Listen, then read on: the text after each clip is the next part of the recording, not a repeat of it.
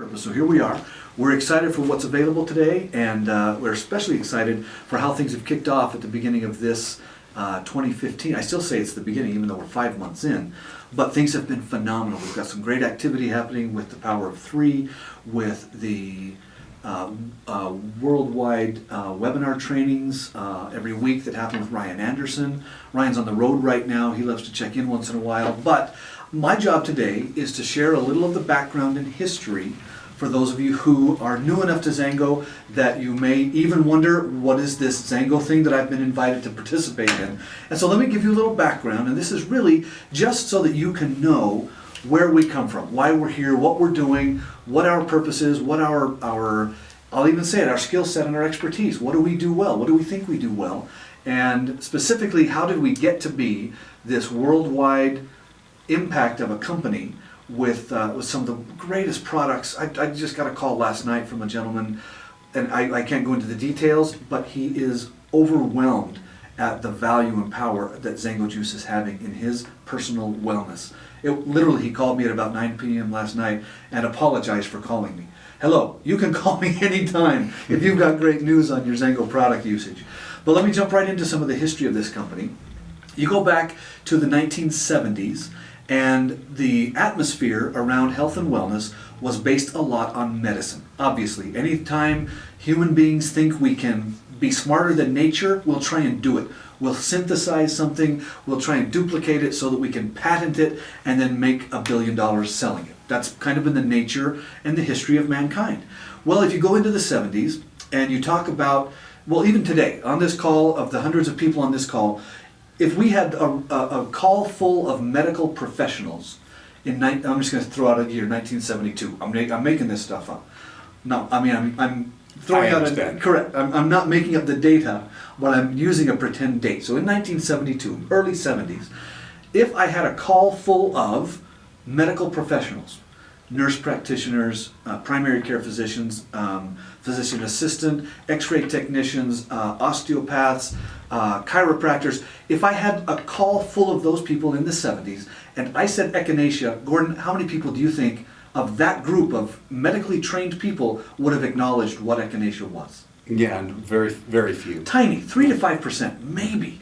And ginseng and ginkgo biloba, things like that. In the 70s, the Western world, which is kind of where we're focused right now, there wasn't really any awareness of anything outside of that weird sticky cactus plant that you rubbed on burns. Some people eventually heard about aloe vera, and that was the first introduction to really person-to-person marketing and network marketing with a natural-based product, a supplement.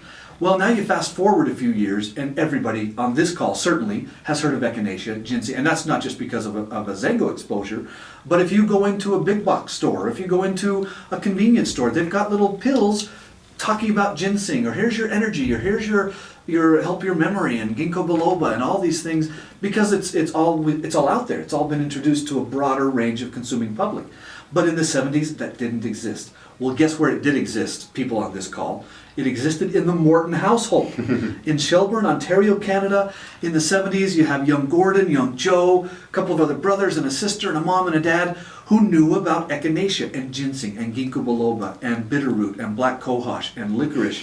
I'm going to run out of things because I wasn't there. Gordon, how many dozens of things did you ingest in the name of personal wellness because of your mom's store? Oh my gosh, everything from yuck to yum, and it was mostly on the yuck scale. But yeah, I could swallow fistfuls of capsules and tablets and at a young age, and which was kind of a parlor trick in rural Canada. But yes, Dave is dead on. My parents were definitely on the bleeding edge of my dad likes to say he was into health and nutrition before health and nutrition was cool. And it was definitely the truth. And you're right, back in the 70s, the world had swung heavily from what for thousands of generations we as human beings knew, which was food was our medicine, that we switched to suddenly in the early 1900s to a mindset where everything, the only solutions to health and wellness were dispensed by a pharmacy or prescribed by a doctor. Yeah. And I think the beautiful thing about this current era that we're in right now with this company and in the world around us is that we are taking back some of that knowledge and some of that power that we relinquished almost 100% to the pharmaceutical industries. And again, Dave, if I get hit by a car on the way home tonight, don't rub XANGO on my leg, please take me to a doctor. But the thing that we love is that we empower folks to help their own health and wellness on a daily basis with natural solutions. So That's a great way to put it, and I like how you say taking back the power and knowledge of what it is we can do for ourselves as provided by Mother Nature. And that's kind of a simplified way of saying the earth is full of good stuff that we can use for our benefit and in some cases to our detriment. But here's a great part where, you know, the Morton household in the 70s, you guys grew up knowing that nature provided a lot of answers. And some of those things I rattled off, and you can rattle off 100 times that many. But all those things you guys learned about cayenne, and you learned about anything that grew on a tree or under a tree or leaked out of a tree or could be crushed up. Rock. Yes, Yeah, absolutely. you knew all of those things, and then it took a while. And you guys were fortunate to have a mom and dad who were focused on that, who were passionate about that, and that informed your background and your upbringing. So we fast forward a few years, and this is going back. Well, XANGO was founded in 2002, so years before that even, young Joe Morton lived in Southeast Asia, and he came across a fruit that he had never seen before. Now you guys, having grown up in the natural foods industry, had to be a little bit freaked out. Wait, what is this? What is this natural thing that I've never seen before? Because you'd seen it all. Right. Well, it turns out this mangosteen fruit, Joe tried it in like a kind of a roadside cafe as a dessert or a snack after a meal. And he's tasting the inside of this fruit, and he's just wigging out because it tastes so great. It tastes light and almost fluffy, if a fruit could be fluffy. And it's you kind of don't even get full on it. I was fortunate to travel with the company to Thailand, which is one of the hearts of the growth area for mangosteen. And you know, with my curious body clock having been 13 hours behind, I found myself awake at 3:30 a.m. Thailand time, watching Thai TV and eating mangosteen. And even though I couldn't understand a word of what was being said, I could not stop eating the mangosteen. You guys give me a big bowl in the room, and you just pop them in your mouth, and it's like the best natural candy because it tastes great, and then it turns out it's good for you. Well, Joe, trying this fruit for the very first time, has a position where he asks questions different from anybody else who had tried mangosteen before. Now we tease Joe, we call him the finder of the fruit. Joe did not discover mangosteen. We're not trying to make he did not hike through jungles and use GPS and the equivalent of a Sherpa in Thailand to find fruit. He happened to come across it, but he asked the questions that nobody else asked. So if you go back in history, how many, and I'm going to guess millions, but seriously, hundreds of thousands of people had to have tasted mangosteen fruit who were not from Thailand. If you count service people, if you count missionaries, and if you count students and businessmen and tourists, hundreds of thousands and probably millions of people tasted mangosteen, but nobody knew anything about how to get it into the United States, Canada, and Europe, and South Africa, and New Zealand, and Australia, and South America, Colombia. All these places needed mangosteen because Joe did a little research on the spot. So instead of just tasting this delicious dessert and saying, just give me some more, Joe asked the questions that a person with that kind of background would ask. What else is it used for? What else can you tell me about this fruit? This tastes phenomenal. Knowing that there are so many things that nature does with bark and leaves and roots and branches and the guts of a tree or a plant, Joe asked those follow-up questions. What else can you tell me about this? And I love the image, and for those of you who are watching this on the podcast version, you'll see, Gordon showed me this a few years ago. He asked somebody, and the guy said, it helps from here to here. Yeah. So when you consume the fruit, it helps you in your internal organs. And by the way, the here to here is my chin to my pelvis. So it helps your whole body organism. And so Joe asks more questions and finds out it's got a great, rich traditional use going back hundreds of years. Now we joke that somebody says, well, where's the science? Where's the... You know what? You don't need to know science to know what happens if you drink a quart of prune juice. The science tells you exactly what happens, and you don't want to be far from facilities when the science of prune juice hits you. The same thing happens with mangosteen. The science is when people in that area who don't have HMOs, who don't have a primary care physician, who don't have an Instacare center down the street, Those people went to the wisest elder in the neighborhood, in the region.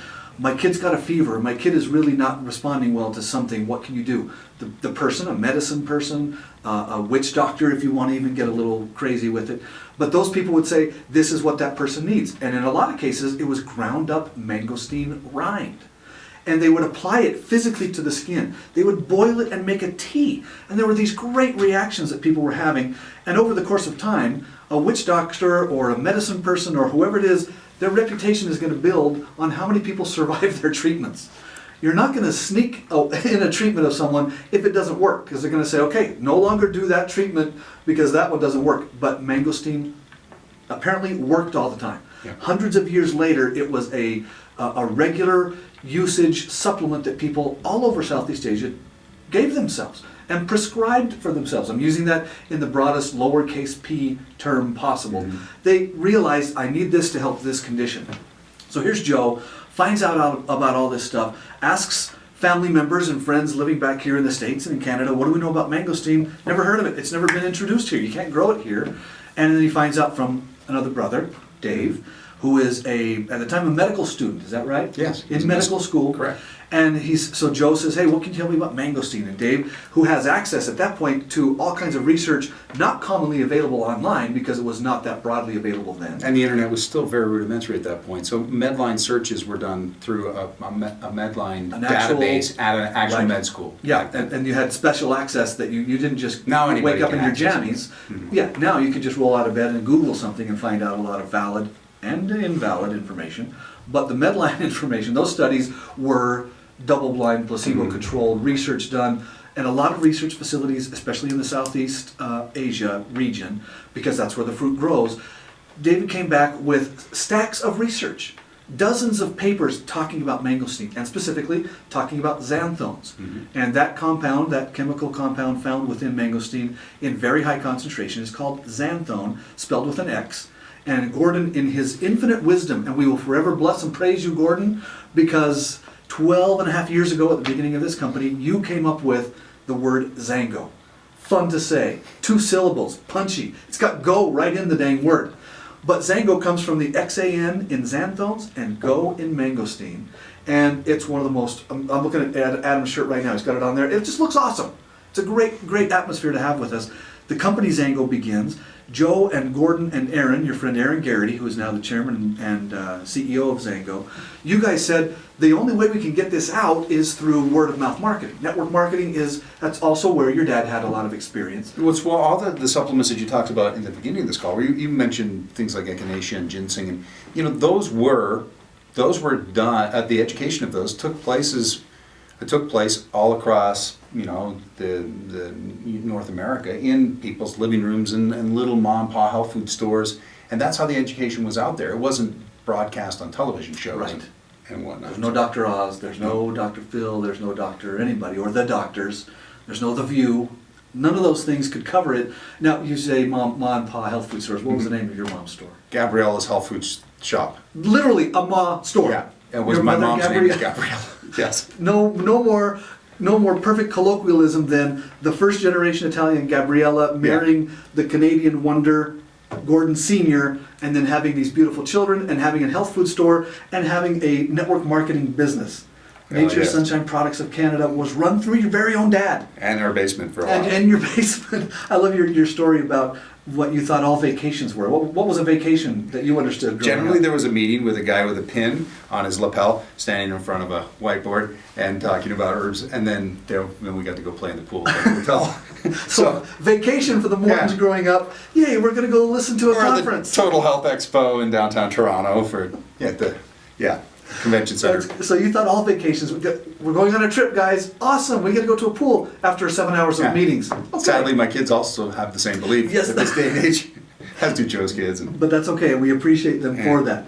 But that's the atmosphere that you guys grew up in. Correct. So when Joe is in Southeast Asia, he finds out that there's this phenomenal fruit, and he finds out that there are ways to get it into a broader marketplace that hadn't been tapped before. Correct. So when we say Joe discovered mangosteen, not the fruit itself, But boy, you guys really nailed down how to mass distribute this. He how to deemed make it broadly significant, Dave, and if you're listening to this call, you got to know that Dave is talking without any. We're just chatting, and so I'm glad you guys are able to tune in. But one of the things, if I were to ask you, Dave, in American history, George Washington Carver, if you're familiar with the name, what is he famous for? And he's a botanist.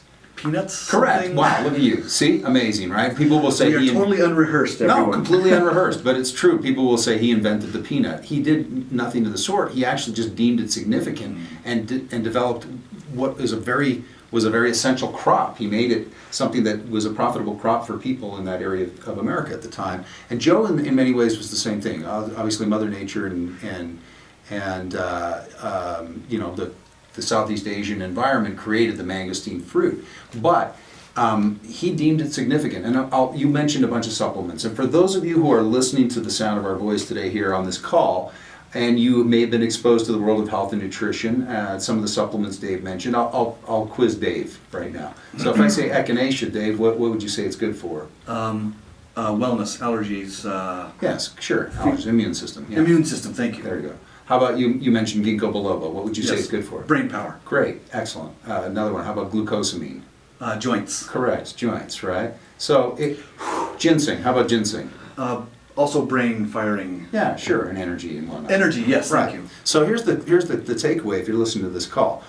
If you go around XANGO circles and you go to a XANGO meeting, you will hear testimonials on all of the above things that we just talked about. Mental acuity, you'll hear about immune support, you'll hear about joint and muscle support, and all with one supplement.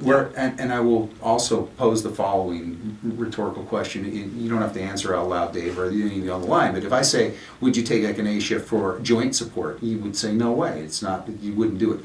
Would you take glucosamine for mental acuity? You wouldn't. Each one of those supplements has a targeted use. The beautiful thing about the mangosteen, and why my brother had his moment of epiphany over there when he was living in Southeast Asia, was the fact that this was, the rind of the mangosteen fruit was being used for generations and hundreds of years by traditional healers and folks in that area of the world for a variety of things. And when Dave said you couldn't see him doing the hand actions, I actually had much of this material I talked about in South Africa 2 weeks ago, and I did the motion that you did. And I put my hand above my chin, and then I finished somewhere around my waist, and someone at the back of the room in Joburg said, I can't see what you're doing from this far back. Where are you putting your hand? So imagine I'm drawing my hand somewhere around the neck mark and putting it and finishing it somewhere around the waist and saying it's good for conditions all in a wide variety of uses in the human body. And that, I think, is one of the reasons why XANGO has had the success it has for the last 12 years. Yeah. And those are personal, individual results. It's not, well, I heard about this from my neighbor who has a cousin who lives next to some guy whose gardener has a neighbor whose aunt. Mm-hmm. This is person to person. I have my own story. When I started with the company, I had really bad knees. And we were on the third floor of Building A. And we would have meetings on the first floor, run back up to the third floor to work, go down to meetings on the second floor, back up to the third floor, out to the parking lot to drive to lunch, back up to the third floor. And after about 2 months working here, and by working here, I mean we drink XANGO juice all the time. Up and down the stairs with these kids, these 30-year-old kids. At the time I was 40. So to be running around with these 28 and 30-year-old kids, including the Morton brothers and Aaron, I think I got you guys by a few years. But that up and down the staircase thing. We are pretty close in age. We're Dave, closer, okay. Fair enough. Maybe I'm concentrating on my hair. But we were moving so fast at that era in our business lives that we had an elevator, just to let you know. We did, correct. We did have an elevator, it was not but nobody had time to wait for it, honestly. It's true. Yeah. We were hustling, but here I am, and I realized as I'm running down the stairs to lunch, I'm not using the handrail as I'm running. And you know, downstairs hurts a lot more than upstairs for a bad knees person, because you got that impact and you're just flying down. And I ran back to my desk and I called my wife and I said, all the stuff that we've been saying about XANGO juice, it's really true. I'm not just a marketer making stuff up. This is phenomenal. And now I have, you know about where I live, I have had to turn off the freeway and come back to work to pick up my XANGO juice because my wife has told me, don't you think about coming into this house if you don't keep us supplied with the juice. So all that to say, and we're already 22 minutes into the 30-minute call, but Gordon, you've been sharing so much great insight and some of the atmosphere about starting the company back then. Let's kind of switch tracks right now, and let's talk about the very present of XANGO And what do you see for the future? I mean, you guys are partners, and Aaron, Joe, Gordon, Kent, Beverly, Gary, your commitment and your investment in the company day to day is as strong, I'm going to even say stronger than in the very first days. That can't be, because you guys were, you were 24/7 in the very first days. Now it's 22/7. You take a few minutes to rest. But your involvement and your application and your commitment to the success of the distributor goes on day by day and hour by hour. What do you see happening as XANGO rolls into the next 12 and a half years of its life cycle? Well, Dave, I think this is a very exciting time for us as a business. First of all, we had an amazing beginning, 12 years. The past 12 years have been wonderful, Yeah. complete with amazing moments. The present is a very exciting time to be in business, in this business particularly, for a number of reasons. We're in a growing industry. We talked about the fact that when my parents were doing this in the 70s, it was very fringe. Most of the dudes that would come into my mom's health food store had like a ponytail and came in the Volkswagen van, and I love those guys. Okay, but now it has become the world of health and nutrition. 12 years ago when we started, it was taking. Health and nutrition was really starting to catch, and it has grown every single year since the years of the 1970s through the 80s, through the 90s, through the early 2000s, and right up to 2015 where we're sitting. If you look around, folks listening to my sound of my voice, in your community, are there more or less health food stores, more or less GNCs, more or less yoga studios, more or less people doing, I don't know, I guess I was going to say jogging or health and wellness. The industry has grown, and if we were talking about something that was a fad, like I could have started a network marketing company in the mid-'80s and sold leg warmers, okay?